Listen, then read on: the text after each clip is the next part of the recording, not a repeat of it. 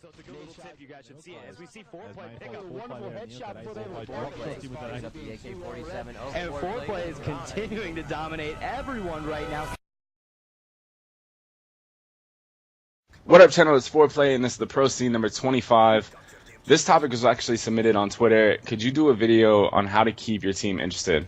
As always, I'm here with Sharp, and this comment basically means, how do you keep your team interested, especially after it's been, 7 or 8 months since the game came out? A lot of people are losing faith in it because there is no tournaments, like major-scale MLG event-style tournaments.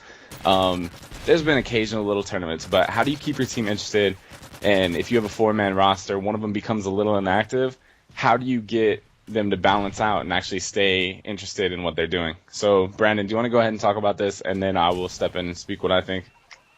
All right, well, keeping your team active, like Foreplayy said, we're playing MW3, and it's not really, there's no MLG, there's no major tournaments, but ways you can keep your team active is go on these little websites and look for the smaller tournaments. Like 360 Icons is a good place for these little tournaments, and then I think there's ESN World, or what Esports Network, something. They host little tournaments. And then just little things, local lands, anything that you can get your team out to. Go to UMG, all that stuff. And that'll definitely keep your team into it. And you can also play game battles matches. Start up a GB team, or if maybe that one player on your team is inactive, maybe you can play a dubs team with him, just to keep him active. And then the last thing is try scrimming something other than CTF. A lot of teams just like to focus mainly on only scrimming CTF. And there's only 4 or 5 maps that you play CTF on, so they can get kind of repetitive. So try to throw some search and destroys in there. Yeah, first and foremost, to help you guys, what I'm going to do is put some of the smaller tournament links inside the description. You guys can click them, check them out, make accounts, do what you need to do, just so I can kind of help you guys with that. Second, try and make sure your team, everyone wants to be a part of it. Because it's hard to grind and play for something that you, there's no benefit out of. Our team is kind of going through it right now. They just don't see a point to play because Frag Cup is far away. They're trying to get over to EGL and play over there, which that'd be awesome. I just think, it's harder to play when you don't have anything to play for. And your team needs to be interested in those team goals we talked about in the last episode. You need to have that grind and shine mentality. If you guys have ever seen me tweet about grind and shine, it's basically meaning people need to have that hunger to win, have that hunger to get better, and just focus on grinding and shining. Because you as amateur players, those pros that are listening to this, you guys know what it took to get there. Nobody had it given to them. Some of them had easier roads, some of them had hard roads. I would like to say, some of the players that played 2 or 3 CODs before becoming a pro. I just think they have to have that hunger to win, and you have to have the hunger to constantly get better. You can't just get on and scrim 24/7 because it's just not going to do anything. You're just going to get burnt out. You're going to be like, what am I playing for? Try to keep it fun. Play GBs like Sharp said. And also, if you guys get on sometimes as a team, just play pubs and chill. Focus on going on a pub win streak. If one of your players live streams, focus on interacting with the community, because that's kind of what it's about for us. It's not just about playing. It's never has been.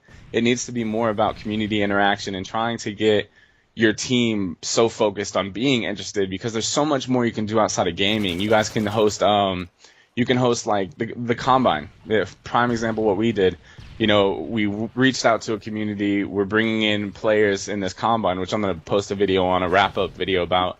But getting these players into the team, and now we're going to have fun and play with them and focus on getting players that never had a chance better. So it's kind of like that. Keep doing different stuff, entertaining, different tournaments, going over maps. Also, have that end picture in your mind. Have that end goal of, hey, I want to be a pro. This is what I really want to do. That's what you have to do. Tell your team that's what you want, and then just focus on that. So. And also, maybe after you do all this stuff and the player's not active, then there comes the time where do we drop the player? Do we get rid of him? And that's we actually do have. There's another video in the series where we do talk about how to drop a player, but maybe he's just not interested in playing the game anymore. He wants to take a break. And whatever, and that's something you can talk to him about, and just let's say, well, we want to play. If you don't, then maybe you should step down from the team. Yeah, there's no way you can make someone want to play the game if they're just losing interest in it. You have to let them go. And obviously, we talked about in the last episode, what was it? How to drop a player. That was in number 21 or something like that. I don't know what episode it was. I don't know. But if you go back and watch the older pro scenes, you'll kind of get a feel, like, there's a playlist on my channel. You'll get a feel for the direction we tried to go with this series. We try to go down from getting started to starting a GB team to dropping players, like a transition. So a lot of people I'll see post the same questions about what we've already talked about, and all you have to do is go back, click on the playlist, and watch it. I do want to say before we get off here, please submit your questions via Twitter or just leave a comment about what you would like to know, what you're struggling to find out. The next episode, I think we're going to do something about playing from a different country and how to find tournaments. I'm not really sure yet, but as always, this is Foreplaying Sharp, a Team Envious and the Eagle Killer Nation. Peace.